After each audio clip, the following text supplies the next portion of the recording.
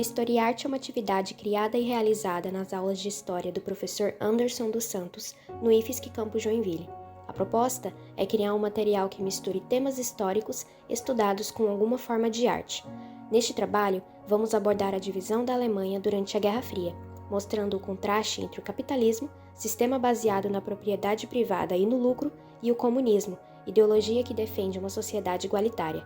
Vamos apresentar de forma geral os Estados Unidos e a União Soviética como personagens em um jornal. Nosso objetivo é refletir de forma crítica, apontando erros e problemas dos dois lados nesse conflito ideológico. A Segunda Guerra Mundial deixou muitas marcas, transformando completamente a geopolítica do século XX. No fim dela, a Alemanha estava devastada, tanto economicamente quanto socialmente, como consequência do colapso do regime nazista. Foram realizadas conferências entre os Estados Unidos, Grã-Bretanha e União Soviética, para decidir, dentre outras questões, a divisão da Alemanha em 4 zonas de ocupação: norte-americana, soviética, britânica e francesa. A capital, Berlim, situada na zona soviética, também foi repartida entre os aliados. Nesse cenário, para impedir o avanço do comunismo, os governantes dos Estados Unidos estavam decididos em investir na reconstrução da Europa Ocidental. Assim, criaram um Plano Marshall, como forma de recuperar a economia e estabilizar a política dos países devastados pela Segunda Guerra Mundial, além de criar instituições como o FMI, Fundo Monetário Internacional e o Banco Mundial. Enquanto isso, a União Soviética aumentava sua influência no leste europeu, criando o Comecon, para barrar o Plano Marshall e depois o Pacto de Varsóvia como resposta à OTAN.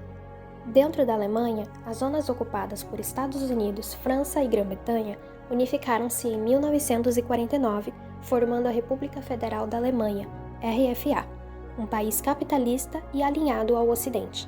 Na área controlada pela União Soviética, foi criada a República Democrática Alemã, RDA, de regime comunista. As tensões aumentaram especialmente em Berlim. Em 1948, a União Soviética bloqueou o acesso à cidade, tentando forçar sua dominação completa. No entanto, os Estados Unidos enviaram por aviões toneladas de suprimentos para a população. A Alemanha Ocidental rapidamente recuperou sua economia, com a ajuda do Plano Marshall. Enquanto isso, a Alemanha Oriental recuperava-se muito lentamente. Entre 1949 e 1961, cerca de 2,6 milhões de cidadãos da Alemanha comunista atravessaram a fronteira e foram morar na Alemanha capitalista. E em 13 de agosto de 1961, o governo comunista iniciou a construção do Muro de Berlim, inicialmente feito com arame farpado e depois transformado em uma estrutura de concreto, com 155 quilômetros de extensão, 3,6 metros de altura e 302 torres de vigilância. Este conflito entre capitalismo e comunismo moldou a história da Alemanha e teve um grande impacto no cenário mundial, revelando ainda, em ambos os lados, que havia contradições, propagandas e desafios a serem enfrentados.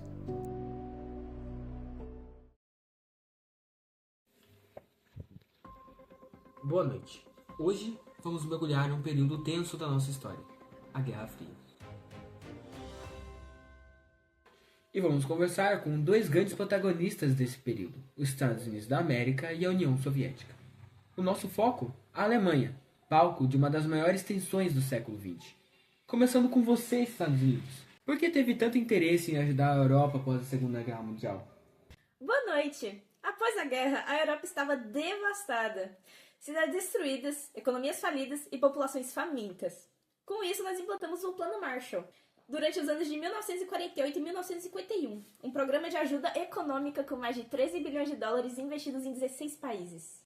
Reconstruir chama isso de ajuda. O Plano Marshall foi uma forma disfarçada de dominação. Vocês queriam amarrar a Europa, a economia dos Estados Unidos, impor o dólar, infiltrar ideias capitalistas e garantir aliados submissos.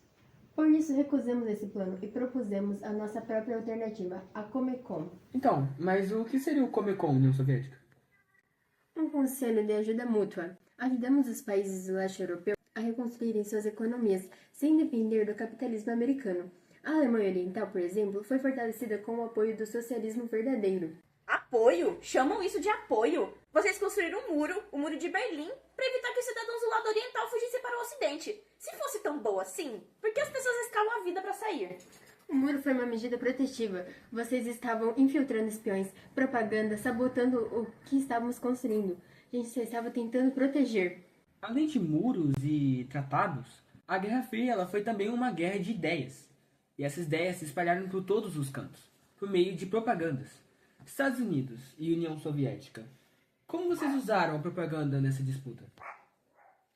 Nós defendemos os valores da liberdade, da democracia e do estilo de vida americano. Mostramos ao mundo que, com esforço, qualquer um poderia vencer. Nossas propagandas eram otimismo puro. Família feliz, comida na mesa, carros novos e um futuro brilhante. E nós mostramos que o capitalismo era desigual, opressor, baseado na exploração do trabalhador. Nossas propagandas destacavam a força do povo, a igualdade e o progresso coletivo. Enquanto os americanos mostravam consumo, nós mostramos trabalhadores sorrindo e fábricas reconstruindo a pátria. Ah, sim! Trabalhadores sorrindo enquanto faziam fila para comprar pão ou sabão. Isso quando tinha. Nada mais autêntico do que sorrir para a câmera estatal enquanto a geladeira tá vazia, né? Melhor do que sorrir para esconder que foi despejado por não pagar aluguel. Vocês vendiam um sonho com um embrulho bonito, mas esqueciam de avisar que só 1% podia abrir o presente. Tá, gente, por favor, calma. Mas, pelo menos, a gente tinha presente. E liberdade de expressão, de escolha, de consumo. Sua propaganda vinha com um manual. Sorria ou desapareça. Uau, liberdade de consumir. Isso resolve todos os problemas, não é? Tá triste? Compra um liquidificador. Enquanto isso, nossa propaganda falava de união, sacrifício e um futuro comum. União? Vocês se uniam? Vocês uniam o povo com muro, vigilância e censura. Chamavam de coletividade o que era, na prática, vigilância em massa e controle de pensamento. Calma, gente, por favor. Vamos esperar um pouco. Ambos os lados tentaram moldar a Alemanha conforme suas próprias visões. E fica claro que havia duas visões de mundo completamente opostas. E a Alemanha tornou-se o palco mais simbólico dessa disputa por influência, poder e modelo de sociedade. Na virada da noite de 9 para 10 de novembro de 1989, a multidão alemã, portando pás, picaretas e outras ferramentas, começou a derrubar o Muro de Berlim. Parte da causa da queda se deu pelo enfraquecimento do bloco comunista. No ano seguinte, em 1990, ocorreu a reunificação da Alemanha, encerrando décadas de separação entre o lado oriental e ocidental. Já em 1991, temos a dissolução da União Soviética, que trouxe mudanças significativas, como a formação da Rússia e de 14 novos países, além da ascensão do capitalismo como sistema econômico dominante. Porém, esses acontecimentos não ocorreram de forma isolada. Durante a Guerra Fria, houveram diversos conflitos armados, devastadores e longos, como por exemplo a Guerra do Vietnã, que durou de 1959 a 1975. O conflito causou inúmeras mortes e feridos em ambos os lados, e resultou na unificação do Vietnã sob o regime comunista em 1976. Mas temos um exemplo de um país que não se unificou e é conhecido até hoje como Coreia do Norte, um país de regime comunista, e Coreia do Sul, um país capitalista. Outro exemplo importante foi a Revolução Cubana, em 1959, quando Cuba tornou-se comunista, desafiando diretamente os Estados Unidos bem perto de seu território.